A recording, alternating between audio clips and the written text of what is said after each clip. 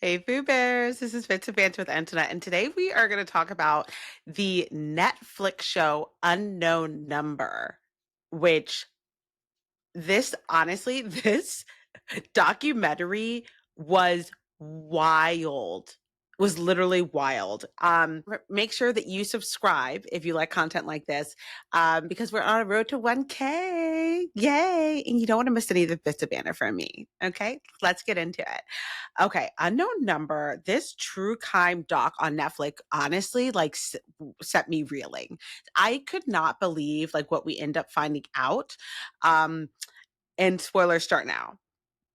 So honestly, first of all, the documentary is about these group of kids, Lauren, I think it's yeah, Lauren and Owen, who end up getting this barrage of text messages. Like they were dating that started when they were 13 years old, and they end up getting these barrage of text messages, basically like some of them sexual, some of them like literally talking about Lauren's weight, saying that she's ugly, saying that like, oh, that Owen is cheating on her, just stuff like that. And it ends up going on for 15 months. Like I think a little bit over 15 months. So like it started when they were 13 in 2020. Literally, I think it was like one text about a Halloween or something, and then it stopped. And then a year later, it started over again. And literally, they were getting upwards of like 50 to 60 text messages a day. A day. So we do end up finding out that Kendra, Lauren's mother, who is the one sending the texts. And one of the things that I was like, okay, this is crazy because like, so she's sending the text, she's telling text to her daughter, first of all, telling her to herself, as well as telling her like your body sucks, stop, you have a flat butt. Um, you know, so when your boyfriend wants me to like suck him off, your boyfriend wants sex, but then also sending nasty messages to Owen. And I feel like the documentary mostly focused on what messages Lauren was getting and not as much the messages that Owen was getting. So I was like trying to figure out what exactly type of messages he was getting. But I think probably it was like a bit too disgusting because even when the detective found out that it was Lauren's mom, Kendra, um, he was like, I mean, do you have an obsession with Lauren? So I do think she was probably sending sexual messages to him as well. And the part for me that I felt like, okay, this is really obvious that I was like, I think this is Kendra's mom. I think it's Lauren's mom that's doing this was when she was like, oh, we didn't really feel like the school was really doing enough. Mind you, first of all, we're going to get back to that. Mind you, the directors have this lady talking like this with before telling us that it's Kendra. So she's like, yeah, we really didn't feel like the school did enough for them. What? Mind you, it was you, girly. It was you, girly. But also the reason why I felt like for me that was like a telltale sign of like something wrong was because I was like, wait, the school actually did a lot. Like that um principal was literally acting like really being his own detective. He was having Lauren and Owen message him every time they've got a message so then he could look on their surveillance cameras to see who was on their phones, like so that they could narrow down. I was like, he was literally spending all this lot of time because I mean, principals have a lot of other stuff to do, a lot of time on this, as they should. And as something you might not know about me, but like I used to work in the ER as a case manager for adults and kids who came in for mental health crises. And a lot of times the kids that who would come in for mental health crises, there are a lot of them because of bullying. And the things that I would find out, like the schools that were literally doing nothing about the bullying, like literally doing nothing, I was like unbelievably surprised and like was like, give this man his kudos, the one because he was literally trying very, very hard to support these kids and figure out who was terrorizing them. Obviously, I'm glad that the police got involved because a year and a half, or it was like more than a year and a half, of being harassed was definitely way too much. You know what I mean? Like, definitely way too much. But then also, I think about Chloe and how people were blaming her. And I guess there was a part of me that I was like, when they said, oh, we were thinking about changing the numbers, but then we decided, no, we don't want to do that because like we don't I don't know what it wasn't even Lauren's mom, Kendra, who said the reasoning, but she was like, it was Owen's mom who was like, well, we didn't want to lose all the progress we had. But I do feel like if they changed the number and then if they had actually like, then they could be like, okay, only these people have this number. No sharing, no nothing. You know what I mean? Like if they did that, then seeing, because I definitely feel like Kendra had some type of Munchausen sickness going on. Like she would not have been able to stop herself from actually continuing to message them both. So I think then it would have been able to be able to narrow down even more because it's like nobody else has their number. So who is it? It has to be a family member. And I do think if they did change the number, they would have been able to find out a bit more.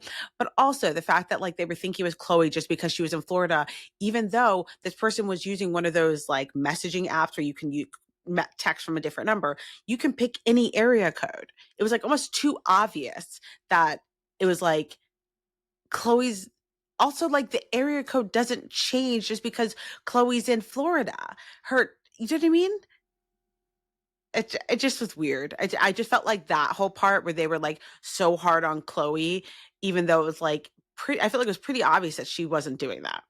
It just felt like, but speaking of that, let's watch her TikTok that Chloe got on TikTok and she made her own TikTok about the whole experience. I'm about to say this. As soon as I saw her face after watching this, I was like, oh, Chloe? Like, tell us your story, girly. Tell us your story. Started when we were like 7th, 8th grade, around there. And my mom has these like Halloween parties every year up until freshman year of high school. And You know what's so interesting? She's going to talk about this Halloween party, and I felt like it was such a small part of the whole story that I almost forgot about it when I first watched this. I was like, "Wait, what, the Halloween party?" And I was like, "Oh yeah, I guess that is when it all started." Because they were like, um, because Kendra, Lauren's mom, ended up asking about like, "Oh, like was Lauren not invited?" So just interesting. and just for a reference, no one was not invited. Anyone could come from Beale City. Like it wasn't a invite. Like there was so many people that came to these. They weren't even parties. I don't know. A haunted trail. Anyway, I had no idea that there was a random text going around about her not getting invited to these parties until Kendra called or texted my mom and asked her if it was me who sent the text to Lauren. So my mom got the text from Kendra and she was like, no, like everyone was invited. Like, no, like there was no invite, like to anyone. You could just go. So yeah. So fast forward to the end of 8th grade year. I still really didn't know about it. Like I heard like Owen was getting random text a little bit, but like not really that much about it. I do think that that part's weird because they talk so much about how close Chloe and Owen are, but she like didn't really know what the texts are. But at the same time, I'm like, it's probably because like I mean they were embarrassed probably maybe, and that's why they weren't like really telling their friends at first. So I'm pretty sure this was the beginning of freshman year. It was around like volleyball time, kind of close to like December. And that's when like Owen asked me, like, hey, is this you? And I was like, I have no idea like what you're even talking about. Like I at this point thought it was like one like bad text or like a couple of random texts that like someone sent. I was like, no, like brush it off. So I was like, no, I didn't send that text. Also, just to clarify, Owen and these two other girls were like, we were all best friends freshman year and we'd sit together in science class. So Owen had asked me like a couple of times about it, and like I kind of just blew it off because I was like, I don't know what you're talking about. Like, no, just thought it was weird. Just a random thought because she literally made a TikTok like account to post this. And I'm like, I wondered if her parents knew about this because you know her dad's a cop. Supposedly, like she was really getting. She'll get into it. Like she really got a lot, even from her parents, from this. So like, I wonder if they even know that she made this TikTok. Then he ended up telling my other two girlfriends, like, do you think it was Chloe? Like, do you think this is her? Like, it's got to be her, blah, blah. Yeah. So all four of us would sit at a table in science class, and everything that we said would always end up in the text. Like if I was going on a trip, it'd text to Lauren and Owen and be like, "Oh, like I'm going on this trip, blah blah blah." Like, yeah. This is the part too, because we did hear about this in the documentary. And this is the part that I was like, obviously it's not Chloe. Why would she be telling on herself through her texts? Do you know what I mean? Like, even though she's a kid, I feel like she's probably smarter than that. I feel like it's very obvious that someone's trying to frame her. Fast forward, it was the start of like basketball, so it was like December, January, February, around there of my freshman year. That's when Owen really started asking if it was me. And like in the documentary, it said like Owen's mom texted me through Owen's phone and was like, "Hey, is this you?" Whatever. And I'm like, "No." So I would get FaceTime calls from like Owen, and he'd ask me all the time, like, "Is this you? Is it you?" Like it happened pretty much every day, if not at least 2 to 3 times a week. Also, I do feel so bad for her for because of this, because like she was then being harassed herself. Do you know what I mean? Like this didn't just affect Lauren and Owen and their family. This was a fact. I mean, she literally got, what's a word for it? Like she was literally getting harassed by everyone because then they thought it was her because she was supposedly like not a nice girl or like wasn't like that kind or something. It's like, so in the movie, it looked like I was a really mean girl. And yeah, maybe I wasn't the nicest all the time, but I was also going through a lot of shit at the time, obviously, getting blamed 24/7. So I couldn't really trust anyone. So it basically just got to a point where I told Owen, like, just take my phone for the day, like, have it, see if you get text. Obviously, I knew he would get text because it wasn't me. So I was like, okay, just take my phone. I honestly don't care anymore. Like, whatever it takes to make you and everyone else think it's not me, I don't care. So eventually, as the messages start getting like worse and worse, and mind you, I still really don't even know how many there is, like what. that's so interesting because I don't think that they brought that up in the documentary that she actually during school time gave Owen her phone and she was like, here, take it. See if you get text while I don't have my phone. You know what I mean? And I wonder when when that happened, like if he stopped then thinking it was her, or if they were, if the police still were involved and were still like pursuing her as a suspect even after she did that. Because like to me, that would be pretty much like, see. What's really going on. I still really don't know that much about it. But, anyways, as they continued, they went to go tell the sheriff. And the sheriff found out, and this is also like during basketball season. So we had a game that was like 45 minutes away for basketball one night. And like I would come home from school crying to my mom and dad like every day. Obviously, you guys saw my dad was a cop. So he would sit there and just press me for hours and hours when I got home. He'd take my phone at night, all of the above.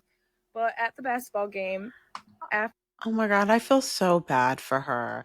But I get it. Like, as a dad, you're also like, I believe my daughter, but also like everyone's saying it to you. And you're like, what is going on? Like, I mean, also probably because he is a detective or she said cop or something. He's like, we're going to get to the bottom of this. Like, I'm not playing games with you. I'm not playing games with anybody. Like, we're making sure that either if it's not you, then nobody can think it's you because we're taking, you know what I mean? Like, between these hours and these hours, I have the phone. So she can't even have it. So it can't even be her, you know? After the game ended, my mom and dad came up to me and they took my phone. And so I was like, okay, like why is my phone getting taken? I literally did nothing, but I had a feeling, obviously I knew like for some reason it had to do with the situation, I'm sure. So after the 45-minute long bus ride back to school, I get home eventually and like they sit me in the living room, my parents do, and they're like, we got a call from Mike Main on the way to your game. And he said, like, we know it's Chloe, like, this just needs to stop, blah, blah, blah, whatever. So the whole time between that, I just felt like no one believed me. Honestly, at that point, my own parents were still kind of like, okay, like, what did the sheriff find that like somehow, proves me guilty for this. And all of the proof that Kendra and Owen's mom gave to the sheriff was all printed off. Like, obviously, Owen's phone got dumped or whatever in the documentary, but I'm saying all the evidence at first that they got was like little screenshotted text sent off in a paper, printed out. And that's what the sheriff worked with to say it was me. So eventually, I had to go to the sheriff's department in Mount Pleasant and talk to him, as you guys saw. Obviously, Interesting. So all the stuff that they got were printed off. I don't know what she means by that. Like that, like it wasn't like, you know how her phone got dumped. Like they took everything and then she said Owen's phone got like dumped, like pretty much like got downloaded by the police.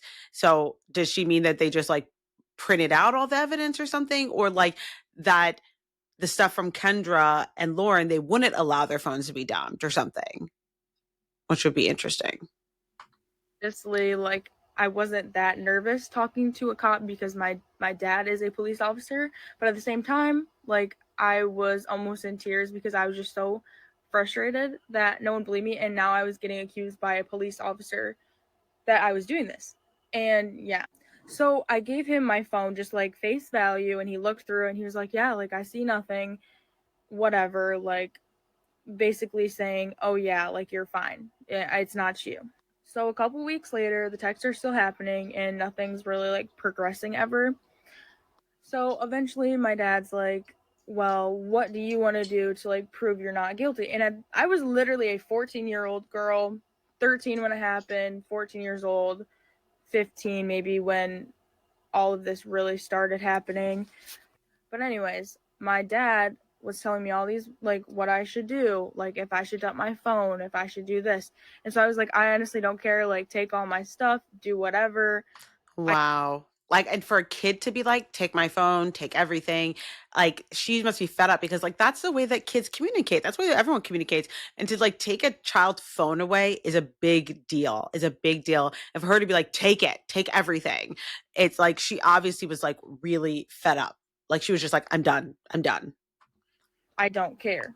But anyways, I got my phone completely dumped. And I told Owen and my two girlfriends like, hey, like I'm showing you it's not me, whatever. But my two girlfriends were pretty much always on my side. Like they were really good to me during this time and everything. I love it during this time. So I feel like they're not friends anymore. And then like a couple weeks later, once again, like I got my phone taken because the texts were still happening. And like would go back and forth with saying like, oh yeah, like you're totally fine. He told me that to my face, like you're totally fine. Like I'm gonna list you as a victim. Never did that. He literally said he's gonna list me as a victim. All these things, and it just never happened. So like on my sixth or seventh time talking to the sheriff, um, I don't know what to do anymore. Like I say, dump my Wi-Fi, like literally do whatever you want. I don't care. So a couple more weeks went on. Just always every day, just back and forth with my parents. Like this is something new that happened. Me and my dad sat down and highlighted like every single thing in these like stacks of papers that were given to the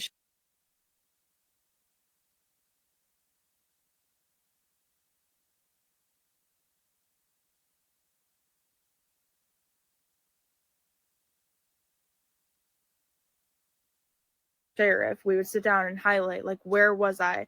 When was I doing this? Like she would track me everywhere I was in Florida. We'd go up north. She'd always have my area code no matter where I was, like everywhere. It always looked like it was from me. Pretty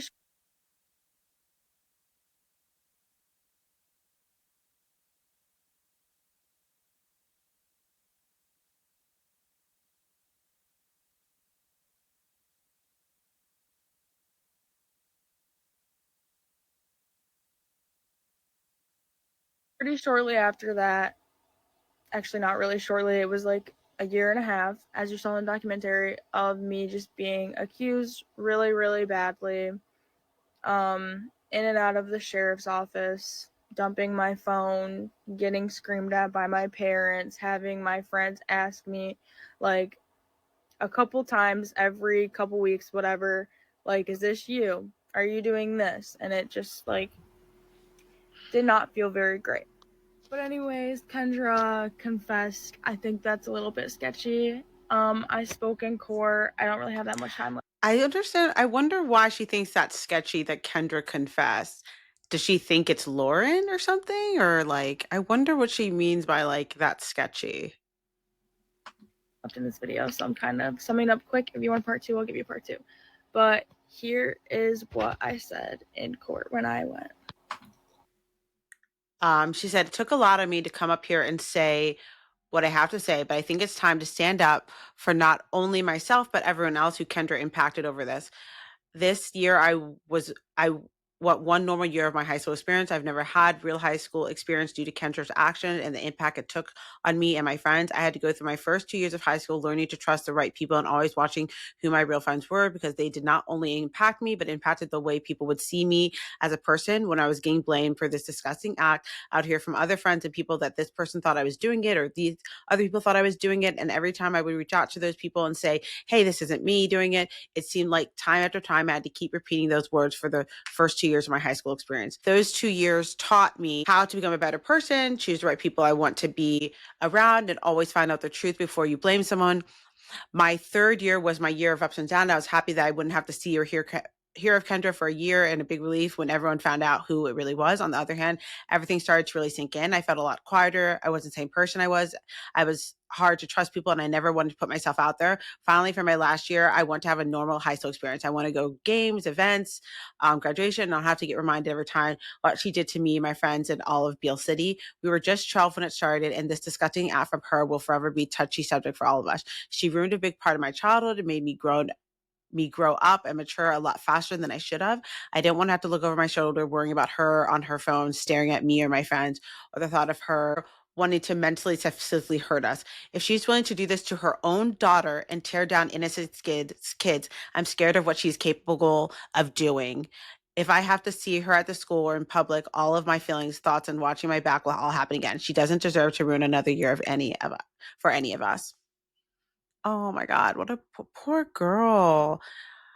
And then some comments. So someone brought this up because this was also in the documentary. If someone said, it was sad your parents said now Lauren and her dad will play victim and act like they didn't know. You could clearly see her dad truly didn't even know anything, especially when it came to the struggles financially and how hard he was working to make it work for his family. Lauren is definitely a victim and is traumatized by her own mother. It's so sad. So then she wrote, hi, yes, they said that because my parents knew everything I went through, and it wasn't about if they were doing it or not. It was the fact that we wanted an apology for accusing me for so long and how much I struggle with that. I hope that cleared that up. And then she had written to someone else, whether Lauren knew or not, she is still a victim and in trauma. In trauma bonding, the brain clings to the person who causes both comfort and pain, while cognitive dissonance keeps you stuck trying to understand how someone can be both safe and unsafe. The whole situation is truly terrible. I hope you're all doing okay now. And then Chloe said, I wish I could pin this comment. Yeah, someone said, your mom's a real one, Chloe. The woman would scorch the earth for you. And she said, I'm thankful for my parents fought hard in finding out what happened. They're the only ones who saw me struggle when I came home from school every day. I mean, and then it said, why did it feel like the town was blaming Lauren? And Chloe said she wasn't getting blamed really, but there were things that happened in school and classrooms and private conversations that ended up in the messages word for word, which I think makes sense because word for word. So it's like, okay, yeah, but I think that's because she probably, and Lauren seemed like she was very close to her mom. So I think her mom was probably asking her stuff about her day all the time. And someone wrote, if Lauren was involved, her phone would have been logged on the IP address. When the cops were talking to Kendra, they never truly told Lauren that her mom was being the cyberbullying. When Lauren's dad got home and the cops began to explain, you can see Lauren breaking down. Lauren's definitely a victim of her mother's abuse and trauma bonding to her mother. Unfortunately, she clearly didn't do anything. Those were the main comments um, that I wanted to, but so I just thought that this whole thing was very, very interesting. Very, very interesting. Also, the part of when the dad ended up finding out, And then you also into finding out that Kendra, Lauren's mom, had lost her job like almost a year ago. So that's pretty much like she had nothing else to do. And then she like got sick in the head or something. And then you can see that, like, I don't know who she was talking to, but they're like, why were you talking about your daughter's body like that? Was it because like you were talking about your own body? And she was like, maybe. I don't know. I want to know, hear from you guys. What did you guys think of this whole documentary? I thought it was absolutely crazy. I'm glad to find out now that like what's it called? Kendra actually cannot see Lauren. Like there's like a no contact rule in place, which I'm so happy about because Lauren needs to heal and there's definitely trauma bonding there. As well as that was her mother. And so I think she's just confused. Oh my God, that part where literally when they were telling Lauren that it was Kendra and then she was holding on to her and hugging her, it's like, why are you touching her? Like she's just sick, sick, sick in the head, honestly. So I want to hear from you guys. Put in the comments what you guys thought about this documentary. It really blew my mind. We are on our road to 1K, so make sure you subscribe and hit the notification bell on the top and the bottom, wherever it is for you, so you don't miss any of this bits of banter from me. I love these little chats of ours. Love you, mean it. Bye.